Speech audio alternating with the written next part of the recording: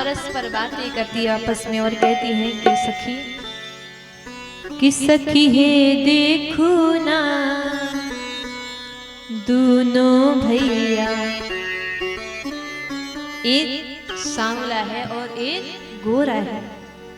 श्याम वर्ण के हमारे राम जी हैं और गोरे लक्ष्मण जी हैं। तो आज सखियां आपस में वार्ता करते हुए कहती हैं कि सखी है देखो ना दोनों भैया, सांवर गोर। सखी है देखो ना दोनों भैया, सांवर गोर। सखी है देखो ना दोनों भैया, सांवर गोर।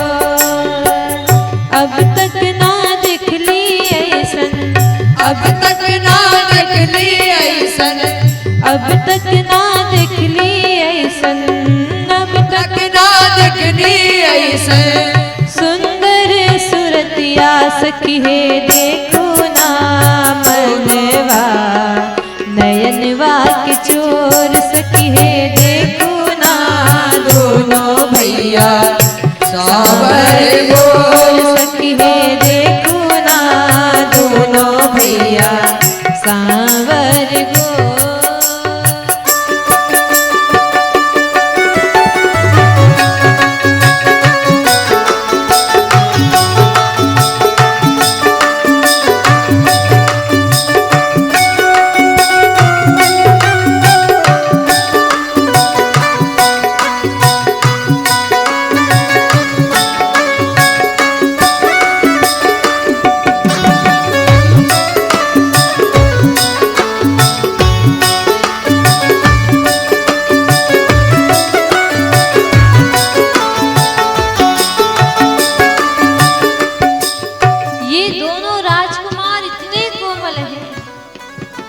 हाथों का क्या कहें, मुख का क्या कहें, नैनों का क्या कहें। अरे इनके जो चरण हैं, जो तरवे हैं इनके, वो भी पुष्प के समान हैं, कमल के पुष्प के समान हैं।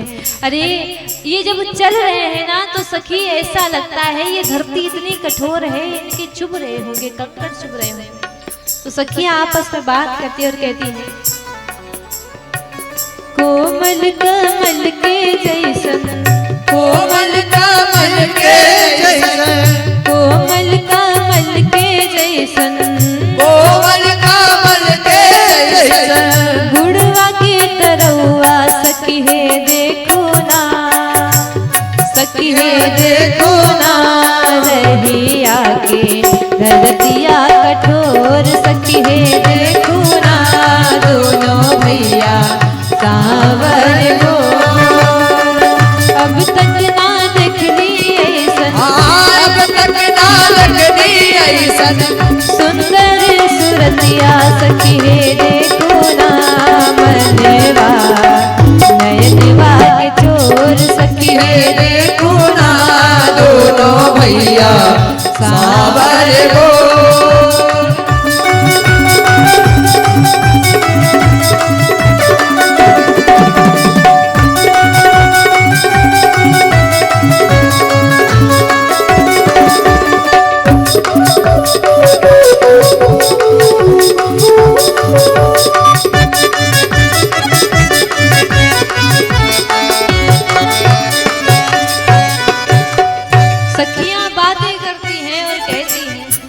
इतना सुंदर रूप भला कभी किसी का हमने आज तक नहीं देखा है। कोई इतना सुंदर कैसे हो सकता है?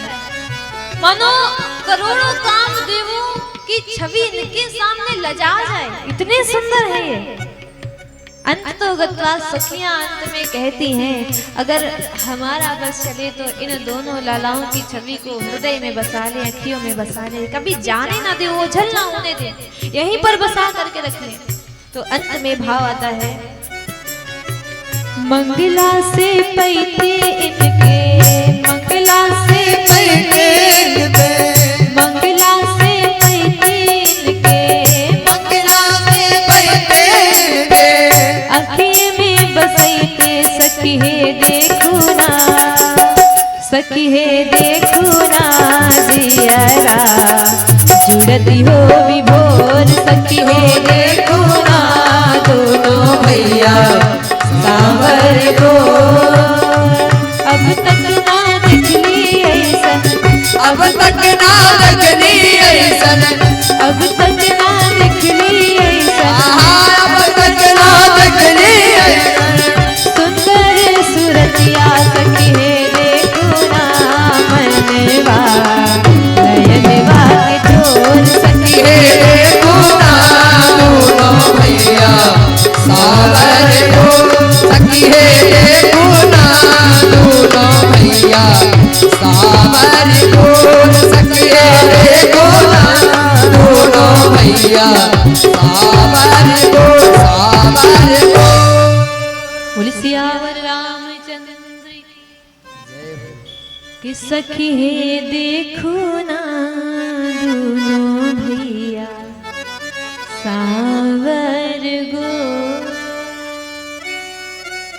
अब तक ना दिखली ऐसन, सुंदर सूरतिया सखी है देखो ना मनवा, नयनवा के चोर। कितना सुंदर रूप है, बार बार प्रशंसा कर रही, रूप की प्रशंसा। लेकिन लक्ष्मण जी कहते भैया प्रशंसा कर रही है, बड़ाई कर रही है, एक बार देख ले। राम जी कहते बस जैसा कहा ना वैसे चलो, सीधे चलना है। लक्ष्मण जी बेचारे फिर से सीधे चलने लग जाते। यहाँ तक कि वो सखियां, वो युवतियां ये कहती हैं कि इतना सुंदर रूप है, कहाँ सखी असको तन उधारी, जो न मोह यह रूप निहारी। कौन मनुष्य ऐसा होगा जो इस रूप को देख करके मोहित ना हो जाए, इस रूप से प्रेम ना कर पाए। फिर भी भगवान न देखते हैं, न लक्ष्मण जी को देखने देते हैं। तो एक सखी आती आगे और वो कहती है सुनो, ये दोनों कौन है ना, ये हमने सुन रखा है, इनके विषय में हमें जानकारी है। अच्छा हाँ हमने सुन रखा है, तो कौन है ये? तो एक सखी आ करके कहती है कि कोस प्रेम बोली मृदुबानी, जो मैं सुनहु सया। जो मैंने सुना है वही मैं बताती हूँ, वही सुनो। तो सब सखियां कहती क्या सुना है जरा बताओगी? तो सखी बड़े प्रसन्नता के साथ कहती है कि इनके पिताजी को जानते हैं हम। हाँ इनके पिताजी को जानते, कौन है इनके पिता? कि दो दशरथ के ढोटा बाल मराल के कलजोटा। ये दोनों दशरथ के बेटे हैं। परिचय तो सही दिया, महाराज दशरथ जी के पुत्र हैं, लेकिन थोड़ी सी भूल कर दी। जैसे ही लक्ष्मण जी ने ये सुना कि ये दो दशरथ के ढोटा, वैसे ही गुस्से में आ गए, क्रोधित हो गए। क्यों भैया आपने सही कहा था, इधर उधर नहीं देखना। क्यों? अरे हम तो ये विचार करके भ्रमण करने आए थे कि ये विदेह राज जनक की नगरी है, ज्ञानियों की नगरी है, लेकिन यहाँ कोई ज्ञानी नहीं है। राम जी ने कहा क्या हुआ लक्ष्मण? अचानक से क्रोध। लक्ष्मण जी ने कहा क्रोध ना करे भैया तो क्या करें? हमारे पिताजी की मित्रता स्वर्ग तक है, पहचान स्वर्ग लोक तक है। देवासुर संग्राम में वो जाते हैं, तो कम से कम ऐसे चक्रवर्ती महाराज दशरथ जी का नाम सम्मान से ले लेती, राजा दशरथ जी कह देती, महाराज दशरथ कह देती, कुछ नहीं तो काका कह देती, सीधा ये दो दशरथ के ढोटा। उस समय लक्ष्मण जी ने एक प्रण ले लिया, एक प्रतिज्ञा ले ली कि जाओ, अगर तुमने अपने यहाँ पर हमारे पिताजी का नाम बिना किसी शब्द चिन्ह लगा करके दिया सीधा तो दशरथ का है, तो ये लक्ष्मण प्रण लेता है भरी सभा में यहाँ के विदेह राज जनक का नाम मैं किसी भी सम्मान सूचक शब्द के साथ नहीं लूंगा। और कहा भी जब क्रोध आया तो लक्ष्मण जी ने सीधा कह दिया कहीं जनक जस अनुचित बानी। ना कोई महाराज का, ना कोई राजा का, ना कोई काका का, सीधा कह दिया कहीं जनक जस अनुचित बानी। प्रण पूरा उस समय किया। तो वो सखी कहती है कि ये दोनों दशरथ के बेटा दशरथ जी के पुत्र हैं ये दोनों। एक कहती हाँ हाँ मुझे भी पता है, अरे मैं तो जानती हूँ, इन दोनों की माताओं के नाम भी जानती हूँ। हम माताओं के नाम जानती हूँ। लक्ष्मण जी कहते मैया का नाम ये भला कैसे जान पाएंगे, ये तो यहाँ से कभी गई नहीं होगी, मैया हमारी नहीं यहाँ आई है, तो फिर कैसे जानती होंगी। तो एक सखी कहती कि ये जो श्याम वर्ण के है ना, कि कौशल्या सुत सो सुख खानी, नाम राम धनु सायक पानी। ये बड़े वाले श्याम वर्ण वाले सुख की खान है। इनकी मैया का नाम कौशल्या है, इनका नाम राम है।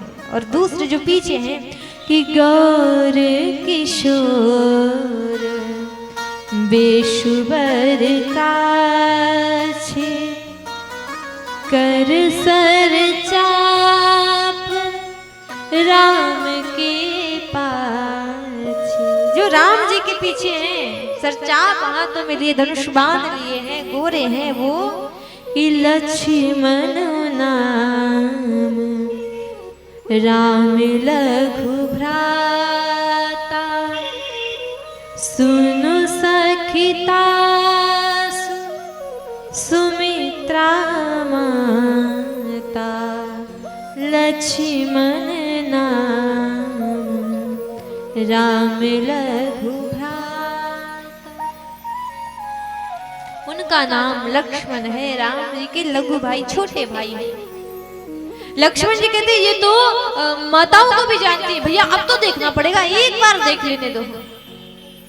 और फिर भी राम जी कहते बस नीचे ही देखकर चलना है। तब एक युक्ति निकाली। देखिए यहाँ की युवतियां परेशान हैं कि भगवान हमें देखते नहीं, बस एक बार भगवान देख ले हमको, इसलिए परेशान हैं। और उस समय ब्रज की गोपियां परेशान रहती थी कि जब भी निकलती तो विचार करती कहीं कन्हैया ना देख ले। यहाँ विचार कर रही है राम जी एक बार देख ले, और वहां विचार करती है श्याम देख ना ले। अगर देख लिया तो जो माखन लेकर जा रही है वो सारा का सारा माखन समाप्त कर जाएगा, कुछ नहीं मिलेगा। बड़ा तंग करता, बड़ा परेशान करता है। युवतियों ने विचार किया ऐसे तो दर्शन होने से रहे, एक काम करती हैं, पुष्प लिए, पुष्प की भी पंखुड़ियां निकाली हैं। क्यों? इतने सुकुमार हैं, अगर पुष्प भी फेंकेंगे तो कहीं पुष्प लग ना जाए इनके, इतने सुकुमार भगवान। वहीं से छत पर, अटारी पर से पुष्प की पंखुड़ियां तोड़ तोड़ करके भगवान के ऊपर बरसा करके उनका स्वागत कर रही हैं, मानो एक संदेश भी दे रही हो, राघव जी जिनको आप जनकपुर की गलियों में ढूंढ रहे हैं, खोज रहे हैं, वो गलियों में नहीं मिलेंगे, वो आपको फुलवारी में मिलेंगे, वो पुष्प वाटिका में मिलेंगे। ही हर्षहि बरसहि सुमन सुमुख सिलोचन वृंद, जाय जहाँ जहाँ बंद दो तहाँ तहाँ परमान। जहाँ जहाँ जाते वहाँ वहाँ आनंद नहीं, परमानंद की प्राप्ति होती है, अनुभूति होती है। दोनों भाई जब दर्शन करते हैं, आगे पहुंचे जहाँ पर धनुष यज्ञशाला बनी हुई थी, उसका भी भगवान ने दर्शन किया। लेकिन फिर विचार किया कि गुरु जी विचार कर रहे होंगे कि बड़ा विलंब हो गया, राम ने कहा था जल्दी आ जाऊंगा, फिर आए नहीं। भगति हेतु सोई दीन दयाला, भगति हेतु सोई दीन दयाला,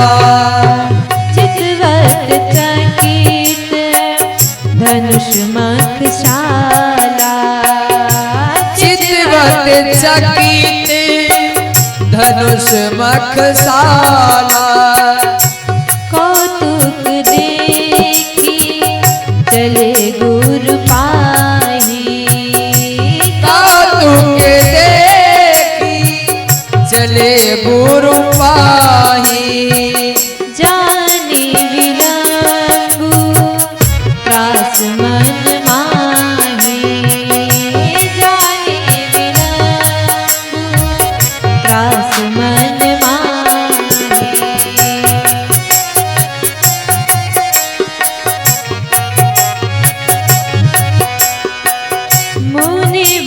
शयन किन तब जाई मुनिवर शयन दिन तब जाए लगे चरण चापन दो भाई लगे चरण चापन दो भाई पुनि पुनि प्रभु कह सोवहु ताता पुनि पुनि प्रभु कह सोवहु ताता कोढ़े धरि उर पद जल जाता कोढ़े धरि उर पद जल जाता सिया राम जय राम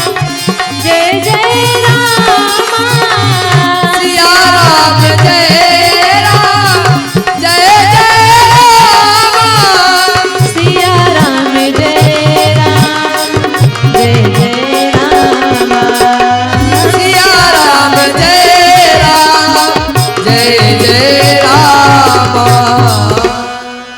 आज भगवान जब पूरा जनकपुर का भ्रमण करते हैं, धनुष यज्ञशाला में भी भगवान गए।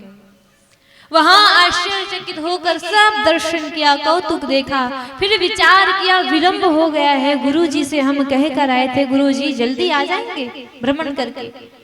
गुरु का भय जान करके बड़ा कष्ट हुआ राम जी को कि जल्दी का कह कर आए, विलंब हो गया। पहुंचे गुरु जी के पास में, पूरा वृत्तांत बताया, ऐसे ऐसे भ्रमण करके आए हैं, सब जगह भ्रमण किया गुरु जी कथा सुनाते हैं। तत्पश्चात जब शयन करने जाते तो दोनों के दोनों भाई राजकुमार गुरु जी के चरणों को दबाने लग जाते हैं।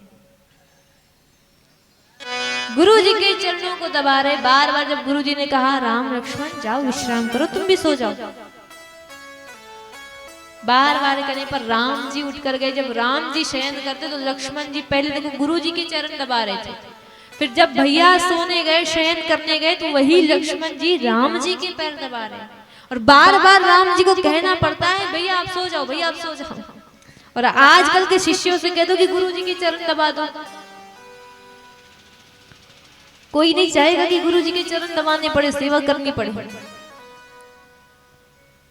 एक जगह पर एक गुरु जी थे,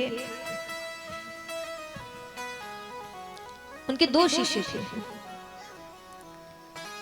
और दो शिष्य दोनों के दोनों आलसी, दोनों कामचोर, पक्के वाले कामचोर। तो गुरु जी अब दोनों में लड़ाई ना हो, झगड़ा ना हो काम को लेकर, तो उन्होंने क्या किया, एक युक्ति निकाली, और युक्ति ऐसी निकाली कि दो शिष्य हैं तो उन्होंने कहा देखो भाई अब तुम दोनों लोग काम करना चाहते नहीं हो, लेकिन सेवा तो करनी पड़ेगी। अब गुरु तो केवल मैं हूं, चेले दो हैं, शिष्य दो, लेकिन गुरु तो एक है ना। तो एक काम करो, हमारे एक पैर की सेवा तुम करना और दूसरे पैर की सेवा तुम करना। काम बांट दिया, सेवा बांट दी। वो शिष्य इतने आलसी थे कि जो चरण दिया गया बस उसी की सेवा करते थे, दूसरा कोई काम नहीं करते हैं। तो गुरु जी ने कहा चलो ऐसे इनका थोड़ा बहुत तो कल्याण हो ही जाएगा। एक शिष्य 4-5 दिन के लिए अपने घर गया घूमने के लिए, तो अनुमति ली गुरु जी कुछ दिनों के लिए गांव जाना है, मैया की याद आ रही है, तो 4-5 दिन, 1 हफ्ता हो सकता है, तो घूम करके आएंगे, अनुमति है, जा सकते हैं। गुरु जी ने कहा यदि जाना चाहते हो, मैया की याद आ रही है, तो 1 हफ्ते की बात है, चले जाओ। बहुत बहुत धन्यवाद गुरु जी, 1 हफ्ते में आ जाऊंगा, जल्दी आ जाऊंगा मैं। हाँ हाँ बिल्कुल बिल्कुल। पहुंचे, अब 6-7 दिन का जब 1 सप्ताह 7 दिन हो ही जाते हैं, तो दूसरा वाला शिष्य वो अकेला बचा, तो वो दूसरे पैर को स्पर्श ही ना करे। क्यों? ये मेरा पैर थोड़ी ना है, मुझे सेवा इस पैर की मिली, मैं इसी की सेवा करूंगा। उसी की सेवा करे रहे, उसी की सेवा करता रहे, उसी की सेवा करता है। तो एक दिन गुरुजी ने कहा बेटा, वो जो हमारा दूसरा शिष्य है ना, वो गांव गया है। हाँ गुरुजी पता है, वो गांव गए हैं। 1 हफ्ते के लिए गए ना? हाँ हाँ बेटा 1 हफ्ते के लिए गए। हाँ तो कोई बात नहीं गुरुजी, एक हफ्ते बाद तो आ ही जाएंगे। नहीं नहीं, मेरे कहने का तात्पर्य ये है तुम एक पाव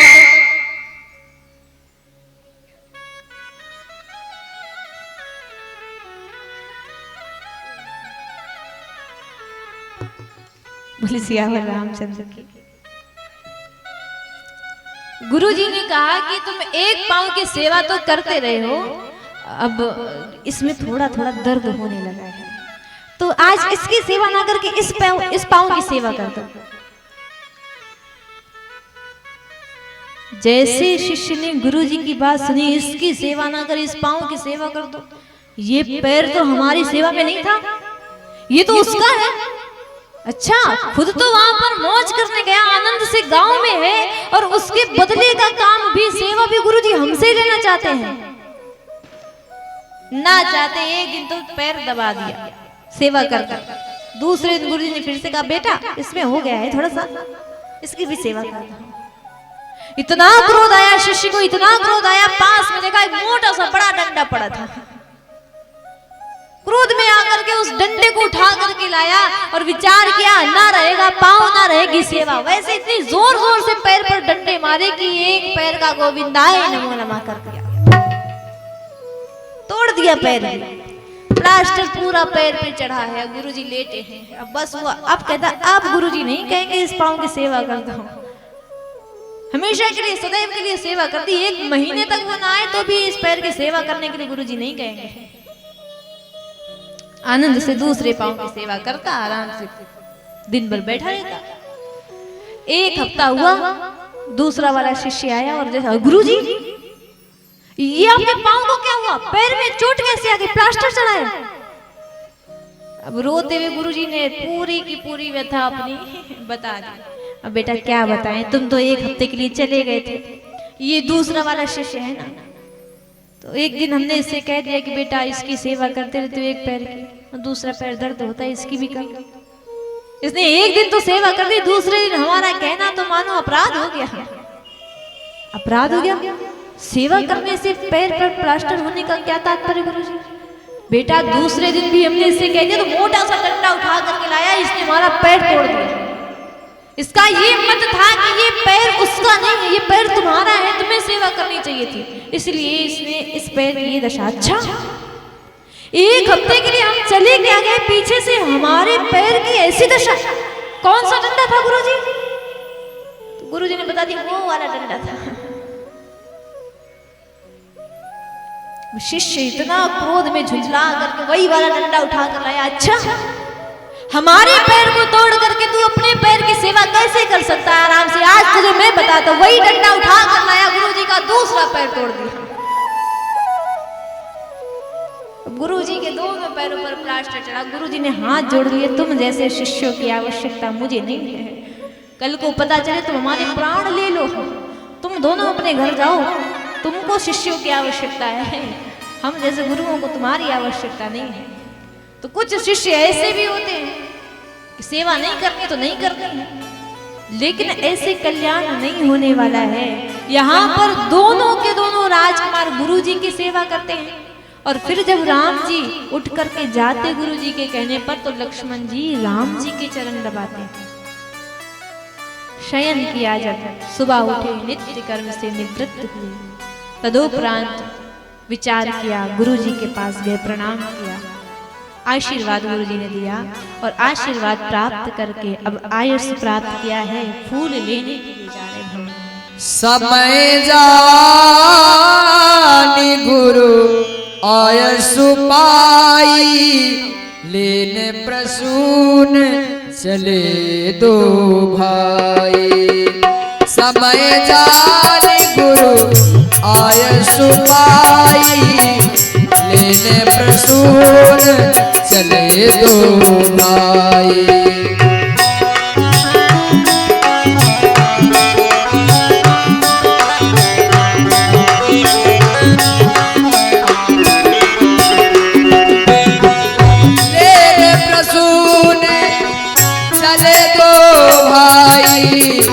लेने प्रसून चले दो भाई, लगे जब मनोहर नाना लगे तप मनोहर नाना बरन बरन भले मेरे ताना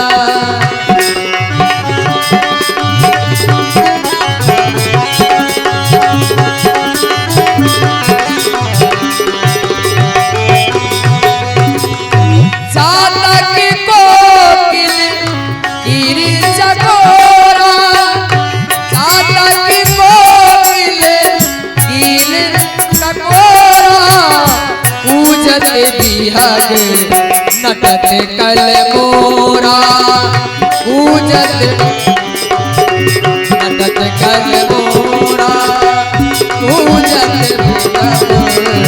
नटत कल मोरा पूजत बिहग नटत कल मोरा। बोले सिया रामचंद्र। दोनों राजकुमारों ने गुरु जी को प्रणाम किया। समय जान गुरु आए सफाई।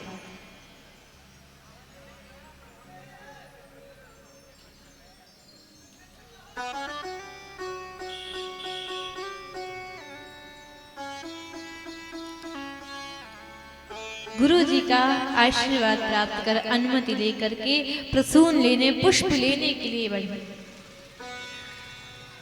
जब फुलवारी में पहुंचे तो देखा कि बड़े सुंदर सुंदर मन को लुभाने वाले वृक्ष हैं, लता पताएं हैं। रंग बिरंगी लता पताओं के सुंदर सुंदर मंडप बने हुए हैं।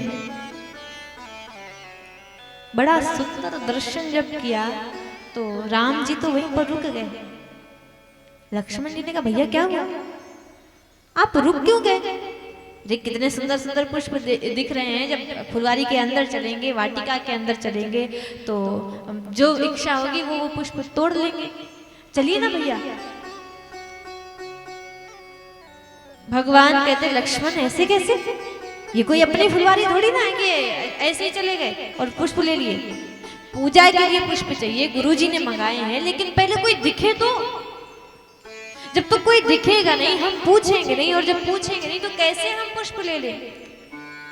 लक्ष्मण जी ने कहा भैया आप भी कैसी बातें करते हैं। अरे इतना हम सबका, हम दोनों लोगों का नाम इतना हो गया है, वीरता ऐसी गायन हुई है यहाँ पर, प्रशंसा सब इतनी कर रहे, एक झलक के लिए, एक बार छवि देखने के लिए सब बावरे होकर के घूम रहे हैं। हमें पुष्प लेने से कौन मना कर देगा? कोई मना नहीं करेगा भैया चलिए। राम जी ने कहा नहीं नहीं, कोई ना कोई तो दिख जाए तब लक्ष्मण पूछेंगे। वो राम जी हैं जो पुष्प लेने के लिए विचार कर रहे हैं कि कोई दिख जाए। और हम लोग भी जब जाते हैं किसी के बगिया से फूल लेने के लिए तो हम भी चारों ओर देखते हैं, लेकिन राम जी देखते हैं कि कोई दिख नहीं रहा, और हम देखते कोई देख तो नहीं रहा। अगर कोई देखता ना हो तो 4 पुष्पों की जगह 40 पुष्प तोड़ करके छिपा करके दौड़ करके जाएंगे, मंदिर आराम से चढ़ाएंगे, माला भी बनाएंगे, पुष्प चढ़ाएंगे। क्यों? किसी ने देखा तो है नहीं, जितनी इच्छा आई उतने पुष्प तोड़ लिए। लेकिन जो चुरा करके पुष्प आप लेकर के जाओगे ना, आपको फल तो मिलेगा लेकिन आधा मिलेगा। क्यों? बगिया आपकी तो है नहीं, सींचा आपने नहीं पौधों को, पुष्प आपने उनकी सेवा नहीं की, उनके वृक्षों की सेवा नहीं की। और दूसरा सबसे बड़ा कारण है कि जिसकी बगिया है आपने उससे पूछा नहीं, तो परिश्रम सब उसका है। आप कितना भी चोरी करके ले जाओ पुष्प चढ़ाने के लिए, आधा फल उसे मिलेगा जिसकी वो बगिया है, जिसकी बगिया के फूल हैं, जिससे आपने पूछा नहीं। बैठा बैठा वो आधा फल प्राप्त करेगा तो वो तो कहेगा आज इतने ले गए, कल और ले जाओ।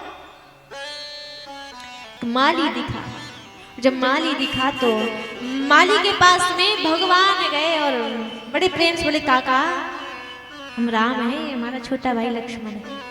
सुना तो हो गई आपने, हम पुष्प लेने आए, गुरुजी ने पुष्प मंगाए हैं, क्या आपकी इस फुलवारी से 2-4 पुष्प अच्छे अच्छे चयन कर सकते हैं, चुन सकते हैं? माली का स्वभाव देखिए, माली देखते पहचान इतने सरल हमारे राघव जी हैं, लेकिन माली ने कह दिया नहीं नहीं राघव जी पुष्प चाहिए आपको, आप यहीं पर रुकिए, हम आपको बगिया के अंदर नहीं जाने देंगे। लक्ष्मण जी कहते बस हो गया, कहा था ना चलिए और पूछ लो, सीधा सीधा मना कर दिया कि नहीं जाने देंगे। तो राम जी ने कहा कारण क्या है? माली कहता प्रभु हमने मना किया है, लेकिन हमने पुष्पों के लिए मना नहीं किया, हमने आपको जाने से मना किया है। आपको फल चाहिए, दल चाहिए, फूल चाहिए, कुछ भी चाहिए आप बता दीजिए कैसा चाहिए, हम आपके लिए उपलब्ध कर देंगे, हम ले आएंगे, लेकिन हम आपको नहीं जाने देंगे। माली कहता है कि बगिया बिच जाने न दई है। और राम जी ये हम आदेश नहीं दे रहे, ये हाथ जोड़ करके आपसे विनती कर रहे हैं, आप बगिया के अंदर जाइए मत। माली कहता है कि बगिया बिच जाने न दई है, राम जी विनती सुनो, बगिया बिच जाने न दई है, राम जी विनती सुनो, बगिया बिच जाने न दई है, राम जी विनती सुनो। दर फूल तोरी हम लई है, राम जी विनती सुनो, दर फूल तोरी हम लई है, राम जी विनती सुनो, बगिया बिच जाने न दई है, राम जी विनती सुनो। बगिया बिच जाने न दई है, राम जी विनती सुनो।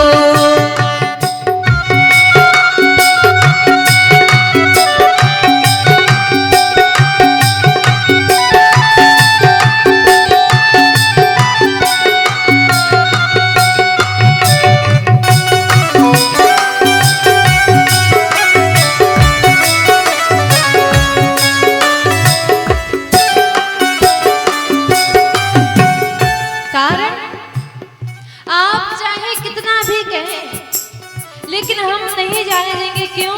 श्री रघुनंदन जू सुनिए, हम बाग के भीतर जान न दई हैं, जादू बड़े तुम जानत हो, सुई जान के टोना आप चले हैं। आप बड़े जादू जानते हैं, और अगर हमने आपको प्रवेश करने की अनुमति दे दी तो आप फुलवारी में भी टोना कर देंगे, जादू कर देंगे। और ऐसा वैसा जादू नहीं, यहाँ पर नित्य प्रतिदिन मिथिलेश नंदनी आती, जानकी जी आती हैं। आए रहे मिथिलेश की नंदनी, सो के ही भांति सो बात बनी है। अरे पग के परे उड़ गए पथरा तक, करके पड़े बिरवा उड़ी गई। हमने सुन रखा है कि आपके चरण रज से एक शिला नारी बन गई, और वो नारी बनकर यहाँ नहीं रही, आकाश में चली गई। तो प्रभु क्या आपके हाथों में इतनी भी क्षमता नहीं होगी कि अगर बिरवा स्पर्श किया, लता पताएं स्पर्श की, पौधे स्पर्श किए, तो वो भी नारी बनकर आकाश में चले गए, पूरी बगिया समाप्त खाली हो जाएगी हमारी। और दूसरी बात ये है कि आपके चरण बड़े कोमल हैं, आप जा नहीं सकते, कंकड़ लग जाएगा आपके। लक्ष्मण जी ने कहा विधिरा जनक की फुलवारी में सफाई नहीं होती क्या, जो पैरों में कंकड़ चुभ जाएगा? नहीं नहीं नहीं प्रभु, आपके चरण तो ऐसे हैं जैसे कमल का पुष्प, और कमल का पुष्प है तो ये पंखुड़ियां भी कहीं अगर आपके चुभ गई तो फिर क्या होगा। बड़ा सुंदर भाव आता है। कोमल चरण कमल बिन पनही, कोमल चरण कमल बिन पनही, कोमल चरण कमल बिन पनही, पखुड़ी पायन गड़ जई है, राम जी विनती सुनो, पखुड़ी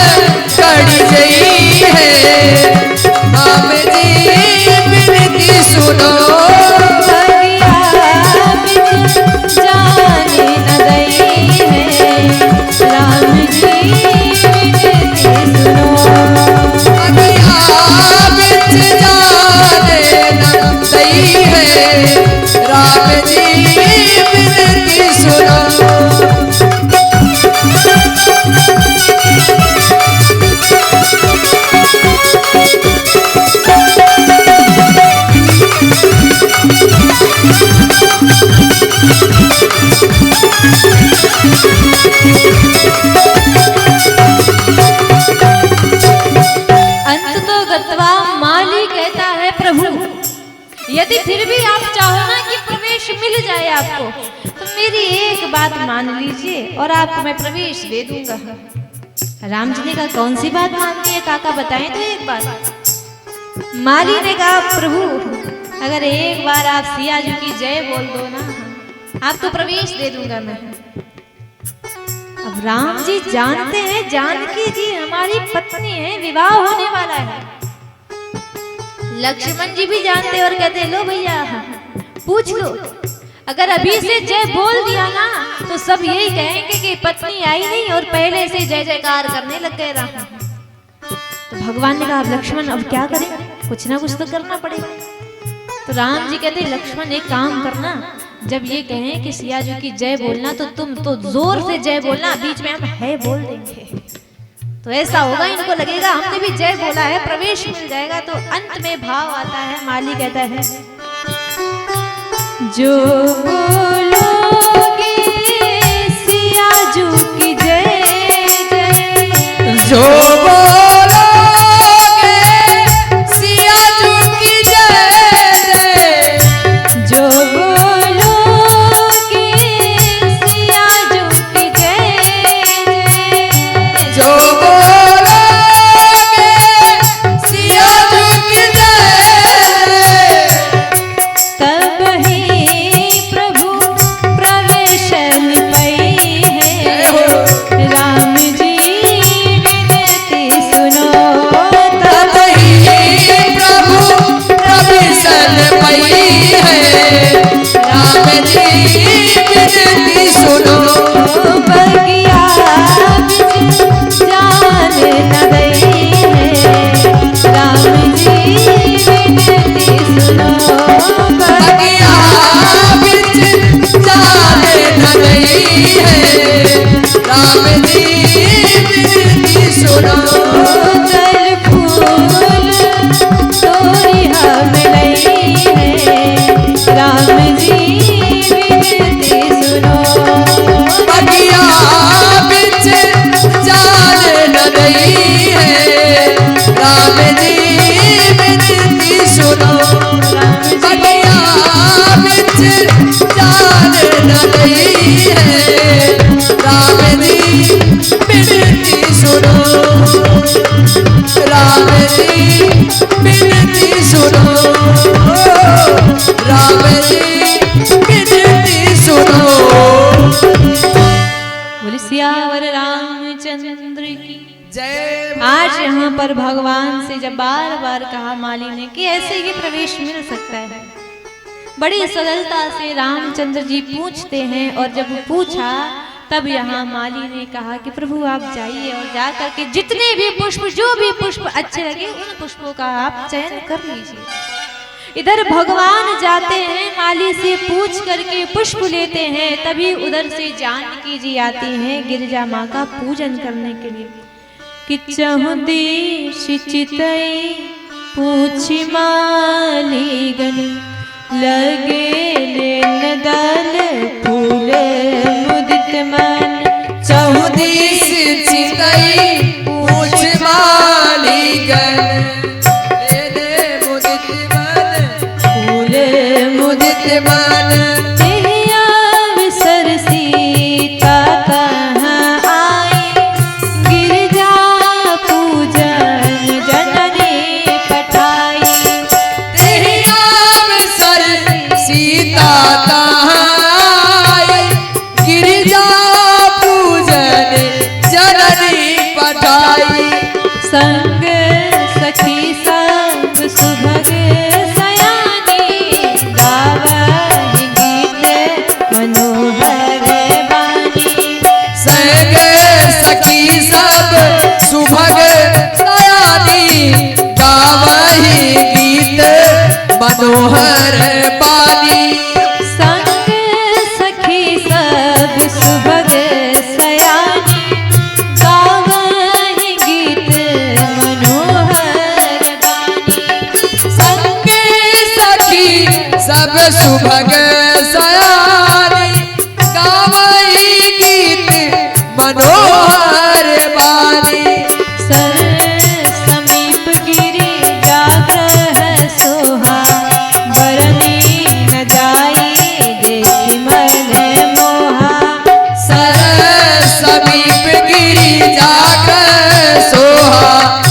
हरनी न जाई देखी मनु मोहा मचानु कर सर सखिन समेता गई मुदित मन गौरी निकेता मचान कर सर सखिन समेता गई मुदित मन गौरी निकेता पूजा की है अधिक अनुरागा निज अनुरूप सुभग वर मांगा पूजा कीन्हे अधिक अनुरागा निज अनुरूप सुभग वर मांगा श्री राम जय जय रामा श्री राम जय जय राम